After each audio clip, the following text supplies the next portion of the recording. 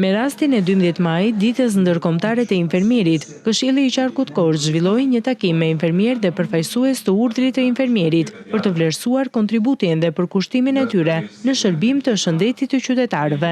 Të jesh infermier dhe drejtues njëkohësisht i një ekipi do të thotë të kesh dy përgjegjësi, përgjegjësi ndaj pacientit dhe përgjegjësi ndaj ekipit. Është një sfidë e përditshme, por edhe një mision që na bashkon dhe i jep tim punës tonë. Ju jeni një shtyllë e rëndësishme e sistemit shëndetësor dhe një shembull për brezat që do të vijnë.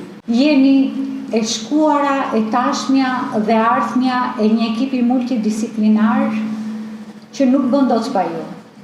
Sepse ju nuk kuroni vetëm sëmundjen, ju trajtoni pacientin me trupin e tij, me problemet e tij shëndetësore, po ju dini të vini dorën edhe në shpirtin e tij. Profesioni jonë nuk është thjesht punë. Ai është mision, është përkushtim, është sakrificë, është durim, por mbi të gjitha është dashuria për njerëzit.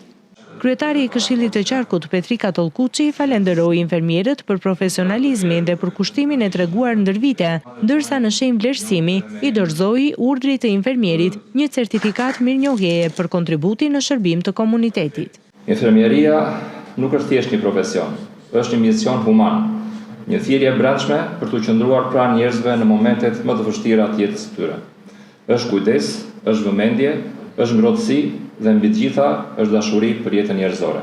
Ky profesion kërkon dije të vazhdueshme, vendosmëri, sakrificë, durim të pafund dhe një ndjenjë të lartë përgjegjësie që nuk njeh orar dhe nuk njeh pushim. Të pranishmit vlerësuan punën dhe humanizmin e bluzave të bardha, duke i konsideruar ata një hallk të pasvendësueshme të kujdesit shëndetësor.